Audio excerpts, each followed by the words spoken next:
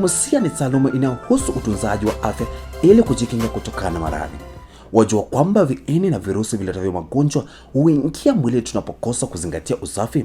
Mara ngapi wewe unawa mikono au kufunga mdomo unapokohoa? Njia bora ya kuzuia kusambaa kwa magonjwa ni kwa kuzingatia usafi wa kibinafsi kwa kunawa mikono haswa kabla ya kushika mahali popote usoni, kufunika mdomo kwa kutumia kitambaa ama taweli spesheli unapopiga chafya au kukohoa. Kunawa mikono yako kwa maji na sabuni husaidia kukinga viini. Hata kama mikono yako yaonekana ni safi, huweza kuwa umebeba vijidudu vya magonjwa. Unapaswa kunawa mikono kila baada ya kujisaidia, kuandaa chakula, kumkamata mnyama, kupiga chafya au kukohoa ama unapojikuna. Janga la corona limekuwa ni tisho kubwa katika ulimwengu kwa sasa. Ugonjwa huu husambaa kwa haraka tunapokosa kuzingatia usafi wa kimwili na usafi wa kimazingira. Kwa wakati huu, dunia imeweza kuripoti visa zaidi ya 1200. Katika visa hivyo, 8000 wameweza kupoteza maisha na 80,000 wametibiwa na kupona. Tunajiunga na mwenzangu Tekla akiwa katika bustani ya Uhuru ili kuzungumza na Wakenya kuhusiana na janga hili. Karibu mpenzi mtazamaji katika makala ya maoni yako. Leo hii tunataka kuzungumza kuhusu usafi wa kimwili, haswa kwa wakati huu wa janga la corona. Andamana nasi tukiweza kupata maoni ya Wakenya kuhusu janga hili. Jambo la kwanza, inasikitisha sana kama sisi taifa yetu ya Kenya kupatikana na magonjwa kama hiyo ya corona. Ilhali ndio inasemekana ugonjwa wa corona imetoka nje, lakini sisi kama Wakenya wengi wetu hatuzingatii usafi. Unaona, mfano kama mimi hapa sasa natoka jasho, labda sina kitambaa kujipanguza, lakini nikijipanguza na mkono nita insist kukusalimia kwa mkono. Ukikataa nikusalimia kwa mkono utaona ni kama nakudharau. Lakini wewe venye umekataa ni kwa sababu ya mazingira yako mwenyewe.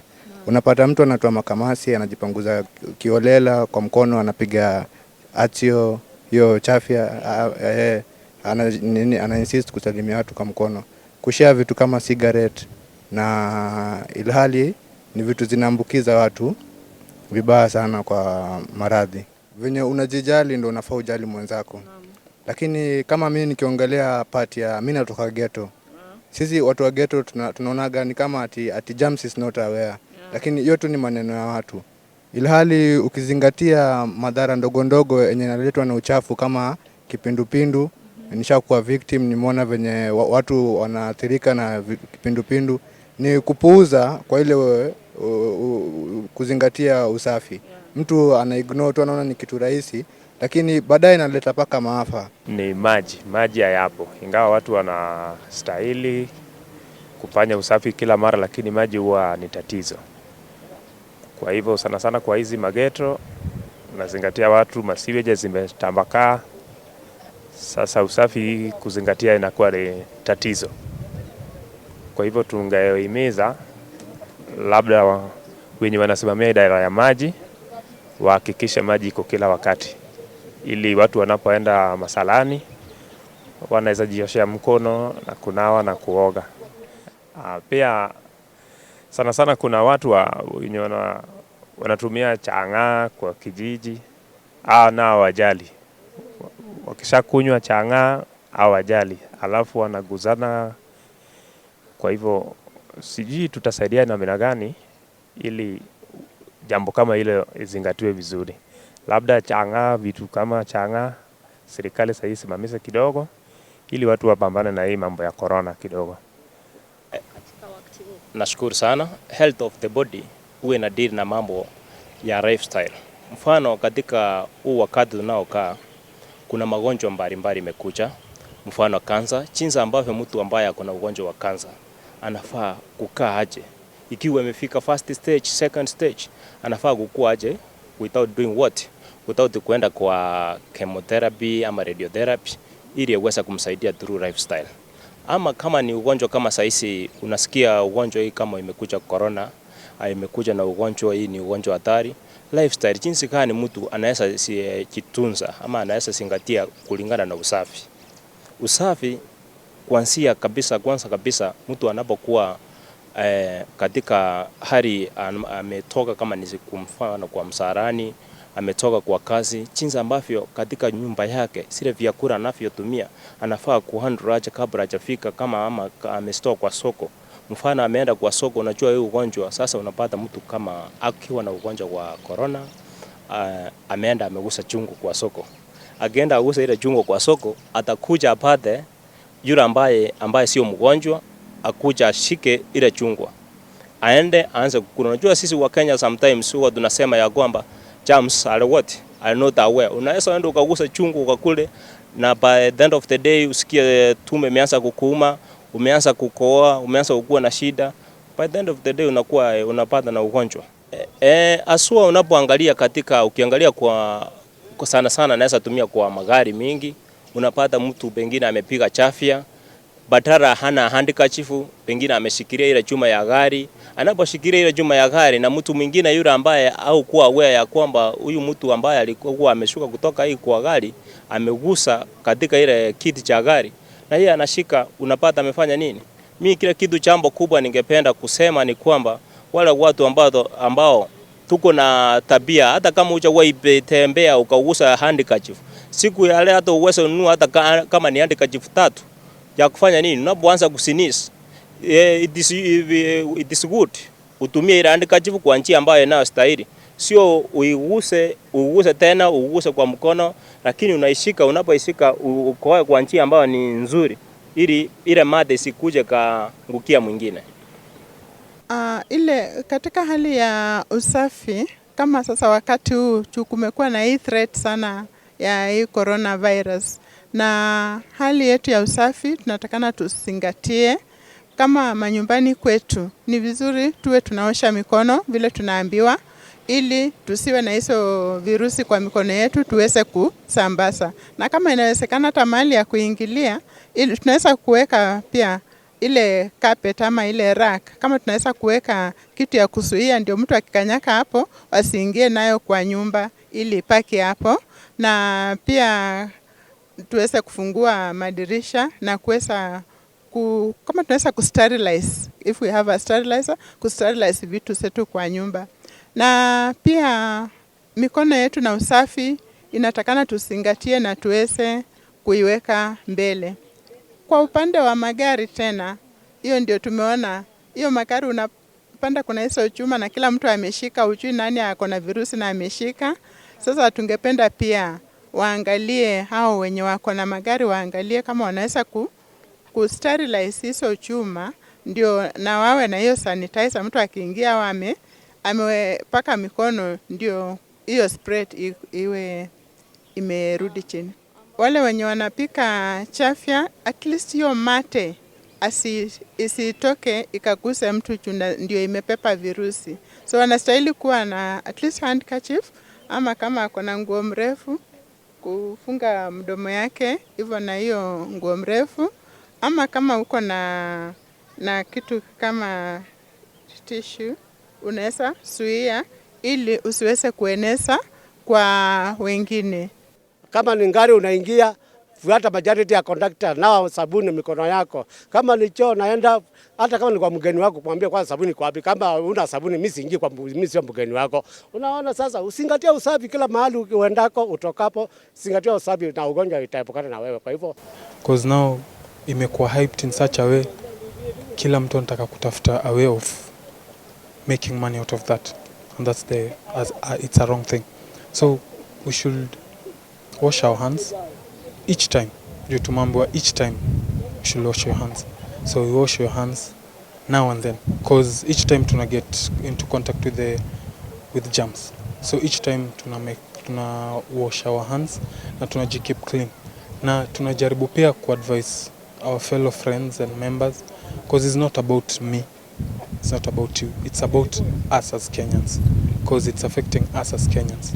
So it's not about me, it's about the whole. Yes.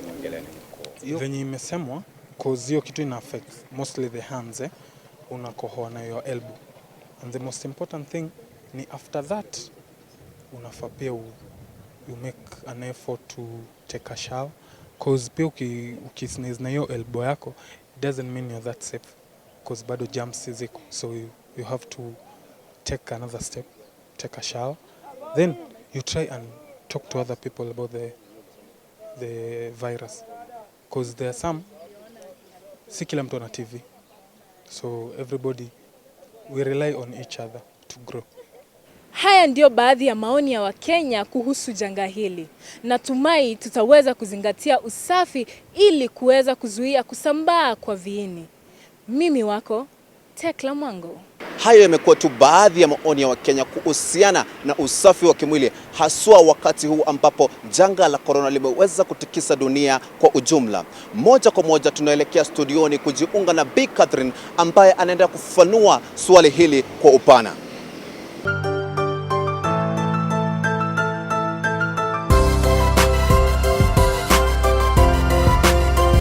One of the things that is trending on every media literally is the COVID-19. And I'm sure as you watch this show, you're just like, how did those people get to the studio to do it? Because it is said we should keep the longest distance, at least 1 meter away from the other person. But there's also something else that we need to remember. As we get further and further from each other, as we keep the social distance, the Bible has something else. It says that in spite of what is happening now, God expects us to do something for those people that may not be as fortunate as us, to have something like a sanitizer or food. And that's why we are here, to just find out what is the role of a Christian at a time like today. My name is Catherine, and I want to welcome you to Hope Channel Kenya. I have very special guests here today, my colleagues here at East Kenya Union Conference. We have Elder Jared Babu. Jared is one of our senior accountants. Jared, you're very welcome. Thank you. And we have Elder John Okello, who is our Health Ministries Director. Elder, you're very welcome. Thank you. Maybe we start with the scientific definition of COVID-19. Coronavirus, what is it in brief? Coronavirus is just one of the strains of several coronaviruses. And it has been given official name as a disease as COVID-19. This is a virus which enters the body mostly through the openings, especially the ones in the face, that is the eye, the nose, and the mouth. So basically it affects the respiratory system. Originally we are told that this virus was in animals, and somehow it found its way from the animals to the human beings. And now human beings, as the human beings, us knowing very well that's a social being, you have to interact with each other. You have to greet each other. Sometimes also we get sick, we cough and all those things. So it is very easy to transmit this virus from one person to another. And that is now the dilemma and the situation we are in as we are talking today. Jared, Yes. when did you hear about coronavirus for the first time? I heard about coronavirus for the first time last year, that is in December, when there was an outbreak for the same in China. Essentially, COVID-19 is coined from the time that the virus was found. COVID is basically coronavirus. Then D represents the month, that is December. And then 19, that is the year 2019. Yes. What did you think about, when you heard that it's in China, did you ever think it would get here? When I heard about it, I never in my wildest imagination think that it would get to our country. To me then it was a Chinese problem. But lo and behold, here it is, and we have to deal with it. Yes. Does it sort of scare you? Or? The human being is usually bound to, of course, panic when you get to hear something for the first time. And more so when there isn't sufficient information that would inform decision making. But when information trickles in and you get to understand what the virus is how it is being transmitted, and of course how you can prevent it, then panic levels go down. And as we speak today, panic is something that is now being managed because people have gotten to understand how to transmit it. Basically how the virus is transmitted and how you can prevent it. Yes. Elder Okello, you know, I mean, this idea of social distance and the expectation that we should actually keep it, is it realistic? Well, in the African context, Africans like being close to each other. And whether you are relatives or you are just friends, people like maintaining the personal distance. You know, the personal distance is the personal space. And people go even beyond the social space to enter into your personal space. That is what socialization is all about. So in the African context, it is difficult. But with the situation where we are in, that is one of the measures, preventive measures, universally advocated preventive measures, which we have to adopt if we have to control this disease.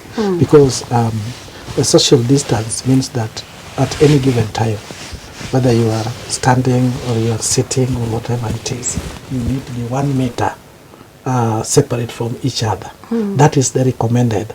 And the recommendation is given because suppose you are interacting with somebody who has a cough or is sneezing. So if this person coughs or sneezes, you know, those viruses or the particles are projected either from the nose or from the mouth. The chances that they can reach you when you are close, less than 1 meter, are higher as compared to when you are 1 meter apart. The droplets may go into the air but may not necessarily reach you. So that's why it is strongly advocated that one of the control measures for the spread of this disease is 1 meter, the social distance. It may not sound realistic in the African context, but we have to advocate for it and we have to advise people that that is what is required. But one thing I'm happy about, when you look at now the behavior of people, since this information about COVID-19, people are changing their behavior. They are trying to take care of their safety. Somebody is coughing, you don't want to be near that person. You want to maintain that distance. Even naturally, even as when I'm close to you, I want to make sure that one meter distance is maintained. Now, coming to Elder Babu, yes. I mean that is the expectation, yes, that we should keep that social distance. But I'm thinking of these people that find themselves fetching water very closely, or staying in a very tiny room in some of our informal settlements. Yes. How realistic is that? When you look at our social setup and social fabric for that matter, there are places where some of these requirements cannot be implemented. But taking into account that we are dealing with a pandemic, it's high time people really think through and see how best this can be done. And that is why prevention is really the best way to deal with the virus. And that is why this sanitary advice that is being given is important.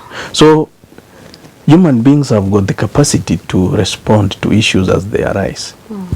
We may have lived the way we are doing because we didn't have a challenge. But now that we have a challenge, it's important for us then to evaluate and see how best we can go about our lives in a manner that we do not contract this virus, because its effects are devastating. So as it were, the best thing to do is to grapple with prevention. Yes. Now let's think a bit about the fact that we are supposed to, apart from that social distance, there are issues of quarantine ourselves. Increasingly, most government offices, private companies are closing, the judiciary is closed, and other ministry offices. That means really people are being asked to stay in their homes. And particularly avoid as much interaction as possible. Yeah. How does that happen in a situation where God is also calling us to get close to people who are suffering, and especially at such a time? Elder Okel. Yes. God has created us in such a way that we are whole.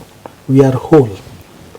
You have this physical body, and then you have the brain, and particularly the mind part of it, which helps you to understand issues and to make meaning of the issues which are there. He has not made you in such a way that you look like a robot. This is the direction you have to go, and this is how it is. God has made that in such a way that when this kind of event takes place, what should I do? How should I understand the things? We are supposed to worship our God, and we are supposed to make sure that we maintain that spiritual relationship. But now things come, and I want to believe and strongly believe that the coming of the coronavirus is the making of the devil. That one I want to confidently say. The devil, in a spiritual sense, is trying to confuse us, to confuse man, so that you forget about your God and you forget about your spirituality. But God has made us in such a way that when challenges come, He has also given us that mind and the brain to know how to go about certain issues. Jesus was faced with quite a number of challenges, even as he was going about his ministry. But because he knew that his time had not come, he had to go through those challenges. Remember, even he was in the church and he was reading a scripture from the book of Isaiah. And how do you think the elders reacted? In fact, they wanted to throw him, but he had to maneuver his way to make sure that the spiritual journey continues. Us as human beings, we know that this coronavirus, the COVID-19, which has come to tempt us as spiritual beings. But we have to find better ways of maintaining spiritual nature, because that is the bedrock of our spiritual life. If we don't maintain that, then we are going to be separated. We will now think differently. God still requires us to develop better ways of having this communal kind of worship. We need to develop other ways of having communal worship than separating that now everybody worships for himself. God says that where 2 or 3 are gathered, his presence is there. So with this scientific instructions and precautions, we will adopt the scientific precautions, but let's make sure that we integrate it in such a way that our worship patterns are not really distorted or disordered. Yes. So in your opinion, you think, for example, closing churches might be quite something in terms of our spiritual well-being, that if people stayed home, as some have proposed to do, that may affect the spiritual community in some sense? Closing the churches, definitely. In terms of affecting this, there are some people, I want to tell you, that they feel spiritual nurtured when they go to the church than when they stay in their houses. They feel like that community of worshippers is good. But what is catching us in this situation is we are being told that spacing is an issue. The space. Because when we get into the church, definitely we are using the pews and we get very close. Somebody could be exhibiting the symptoms of COVID-19. Somebody could be coughing, somebody could be having fever, and we now go into personal space. Because when we sit in the pews, it goes beyond the social space, now it is personal space. The chances of you being at risk are high. And so the advocation is, can't we have small groups of worship? That is one alternative, because we have to find alternatives. Can't we have small groups of worship? Another alternative is, how big are our church compounds? Not only the church inside, but our church compounds. What if we made use of the whole compound so that we can have worship, but people are spread all over. Probably those ones who have loudspeakers and such like things can have those alternatives. But what I want to make mention is that number one, if you are feeling like you're not feeling well, it is important, as has been recommended, that you stay home and can follow the proceedings from home. Number two, if you feel insecure, you just feel that you have anxiety that when you go to church you might contract COVID. Make a choice. Make a wise choice. And if you want to stay at home, I don't think anybody will have an issue with that. But those ones who probably want to have that worship in the church, I think the church should just be left open. But we must make sure that we maintain the universal precautions which have been given by the relevant organizations, specifically WHO, because even our government adopts the recommendations from WHO. Yes. Elder Babu, Yes. I'm just thinking of the fact that we have people that, while we are taking precautions, Yes. and perhaps most of us can afford some of these very basic requirements like water, like soap, like sanitizers, we have people that may not be so advantaged. Yes. And what should be the Christian response at such a time? Because my worry is that we are so careful in taking care of ourselves and keeping that social distance, or perhaps choosing to go to church or not choosing to go. But meanwhile, we have a bigger population of people that may not have any of these things. But you see, we have gone into seclusion to some extent. Right. And perhaps sort of forgotten the need out there. How should we actually respond now? Should we just keep quiet? What exactly should we do? A Christian who really lives by his calling, his or her calling, is always expected to be available, to be used by the Lord to meet the needs of those disadvantaged. And if there is a time that that spirit of making lighter other people's burdens that is required, it's now, because we know our city, we know the countryside of this country well, that there are people, even the bare minimums, as far as livelihood is concerned, is a big challenge. So I would really appeal to all of us that in as much as we've heeded the call to self-isolate ourselves, it's important we take these people's needs into consideration and go out of our way to ensure that we then give our resources to ensure that they can also access the basics of hygiene that have been spelled out for purposes of prevention. As I said earlier, and I dare repeat now, is that prevention is the best tool that we have in our hands. If we were to sit back and allow this pandemic to overtake us, it will be very difficult for us to control it. So let us do all that we can to ensure that we provide to those who cannot access things like sanitizers and such other things, so that we are at the forefront in ensuring that this crusade, this gospel, this appeal of prevention is actualized. Because actually, to actualize prevention, you require resources.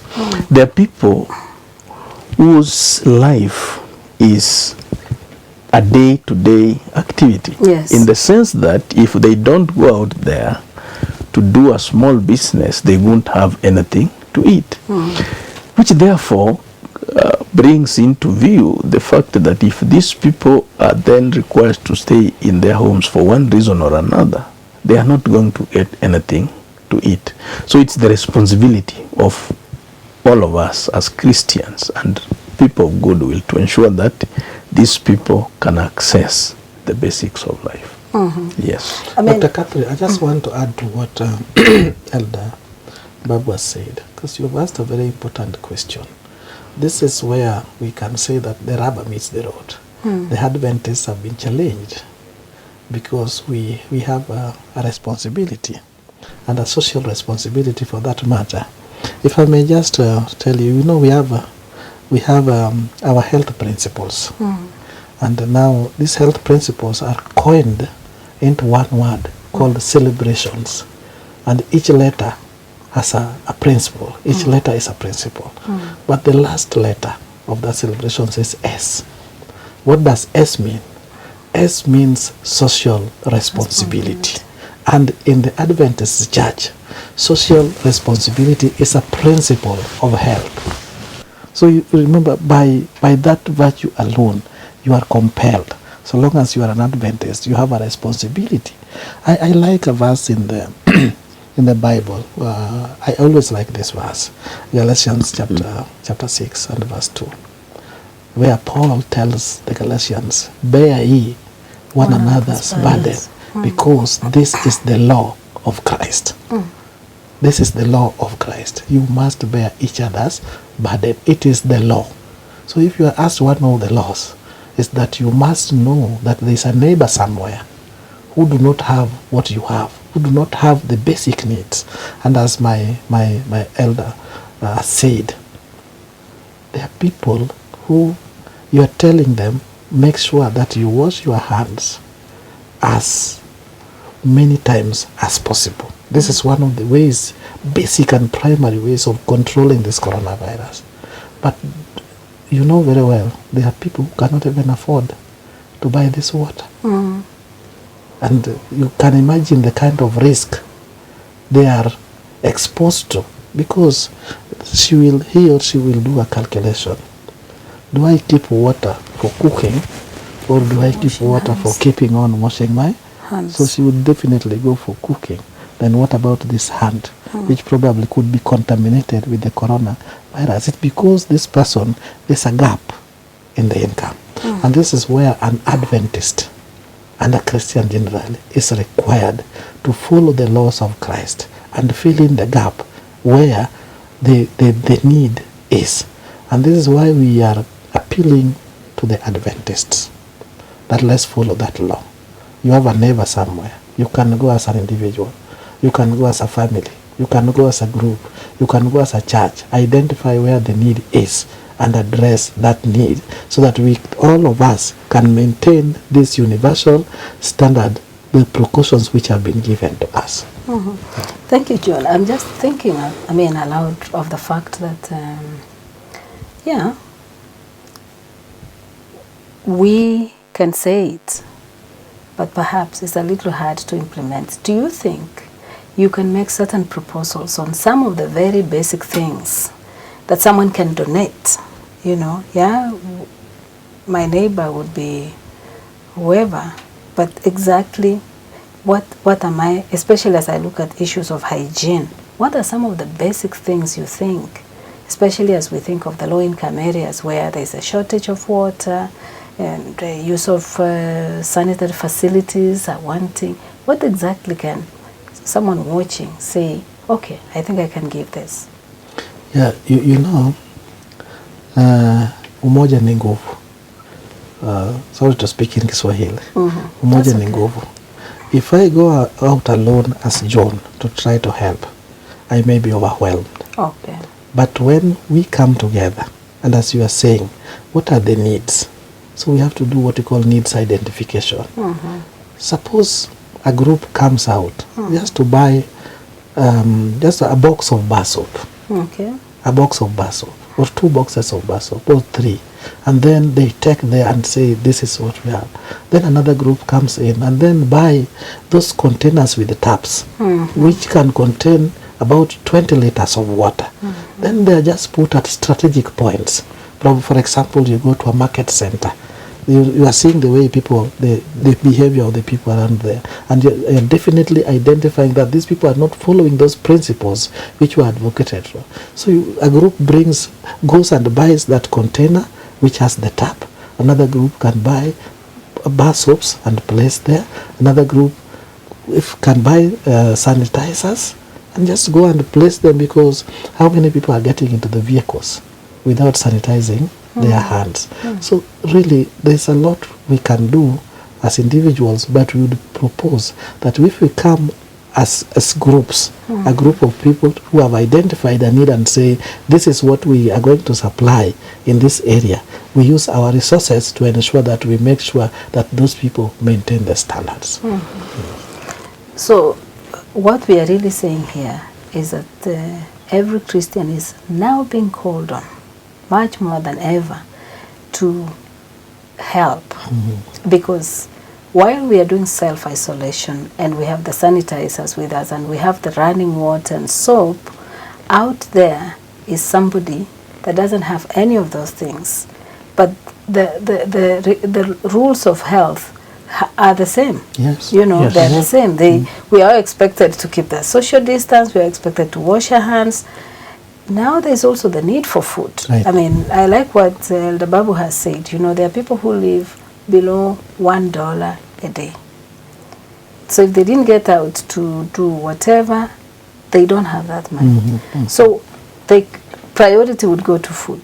Yes. And I'm just thinking that perhaps as you think about the hygienic products, we should also be thinking of, is it possible that there are people who are starving because the factories in industrial area have closed? Oh, yeah. Because, you know, wherever they've been selling food, the kiosks are closed because the offices around those kiosks are also closed. Some foods come from outside Nairobi. Yes. Now they can't transport them to Nairobi. Yes. So some people will suffer. Yes. And let's think a bit about, now we've done social distancing and the need for every Christian to really go out and support. Let me ask, there's this idea of social distancing by going to the village. John, what do you think? If, for example, today you are told, oh, you can be away for 2 weeks, and Elder Babu jumps into the next bus to take him to wherever he comes from, how does that affect the spread? Really, if we have to control this disease, the advice is, which is even given by the authorities, when you have been given time to rest, please stay where you are, but indoors. It is not the time to tour around, go from one county to another county. There are very high chances that we can easily spread the disease just by going around. If you are in Nairobi County and you have been given time to rest, please rest in your house. And you know the reason why we are saying that you be in your house. You don't know when the signs and symptoms will appear. And when these signs and symptoms appear, it puts you in an area or an authority where you can take control. You can observe yourself. You can see, this is how this disease is coming, this is how it's manifesting. I can call and find out this is what is happening.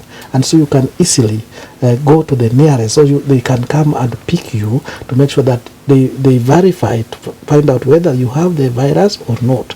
But if, let's say that I contracted it, me, John Okello, I contracted it, how long does it take to manifest?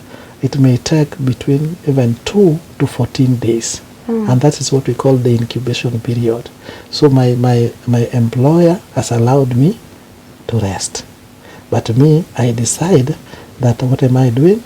I now want to go somewhere else. Definitely, when you will be going to those places, you shall have not started manifesting the symptoms. But you are in that period where you can infect other people. And you know, they say that the reason why this disease is spreading very fast, there are so many people who do not know that they have the virus in them. That's where the challenge is. And when the government or the agencies say, please stay at home, it is advisable to do exactly that. That is one very important way of controlling this, so that those counties which do not have the virus yet can be safe. Somebody who is in Kisii County will remain in Kisii County. Somebody who is in Kajiado will remain in Kajiado. If you are in Nairobi, remain in Nairobi. That is one of the ways we want to control the spread of this disease. Yes. It's quite a contradiction in terms of who Christians are in terms of reaching out and what the health regulations require. Right. However, if loving your neighbor can be looked from the other side, by you staying in one place, you're actually displaying a lot of love to your neighbor that would have contracted it. Yes. And so as we wind up, Elder Babu, I just wanted to know, what do you think should be the way forward after this show? What can one take home? What should we do? Should we self-isolate and just M-Pesa people to buy sanitizers? You know, when you read the book of Matthew 25 from verse 41, when Christ comes back, he separates people into two groups, the sheep and the goats, on the basis of how they met the human need. If one says, oh, you know, does it mean that I have to just M-Pesa people? I should really go show love by getting to them. What exactly should I do?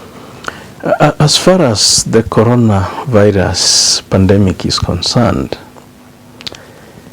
there are quite a number of things that we have to do. The primary one, which to me is actually an act of love in as much as people would look at it differently, is that let's prevent the spread of the disease. When you've been told to self-isolate and you adhere to that, that is an act of love in the sense that you are then checking the spread of that disease from one person to another. So that is the primary thing. The second thing is that we also have to lift those that have been infected, those that have been affected to the Lord in prayer. And you know, that is the responsibility of a Christian, that we can lift these people to the Lord and say, God, these are sick, they have already been infected, and there are those that have been isolated, and yet they are not sick. For purposes of testing, they are also undergoing trauma. You know, when you are in isolation and you really do not know what is happening. So those need also to be prayed for so that they avoid panic. The other thing that we also can do is what you have talked about, that we also need to meet the needs of people. And this is where M-Pesa now comes into view. We know our people, you know, we know our social setting. There are people you are sure that even as we speak, they couldn't be having basics. So it is our responsibility also to ensure that we alleviate or we make lighter their burdens. Another thing that is also very critical is to ensure that there are myths around COVID-19 which have contributed in the spread of the virus. Let us also be at the forefront in educating people to understand clearly what the virus is, how it is being transmitted, how it can be prevented in terms of transmission and such like things. Because by and large, the virus spreads very fast when certain myths that are not true, so to say, are spread and people believe them. So it's also the duty of a Christian to ensure that the information that you put on social media is information that has been verified. And I want to reiterate what Elder Okello said, that not every information that you come across is accurate, is correct. Let us only forward or disseminate information from reliable sources. And as far as health is concerned, one of those reliable sources is World Health Organization. When information comes from them, that is credible information. However, with the technology, we know that people are able to distort this information. So social responsibility demands that before you press that forward button on a social media platform. Take time to verify that information. If you suspect that it's not correct, you're better off not spreading it. Yes. Well, gentlemen, we are running short of time, and I just want to thank you very much. One of the things that is coming out clear is that every Christian has a responsibility of ensuring that their neighbor is, first of all, not infected as a result of their negligence, but at the same time ensuring that that neighbor is taken care of in terms of their basic needs. It would be sad if people died of hunger and starvation completely as a result of us who have the resources and are not doing anything. So as we sit home and think about how we protect ourselves, the greatest responsibility we've been given is to take care of our neighbors. And we look forward to hearing that you have done something so good to your neighbor. And until then, God bless you.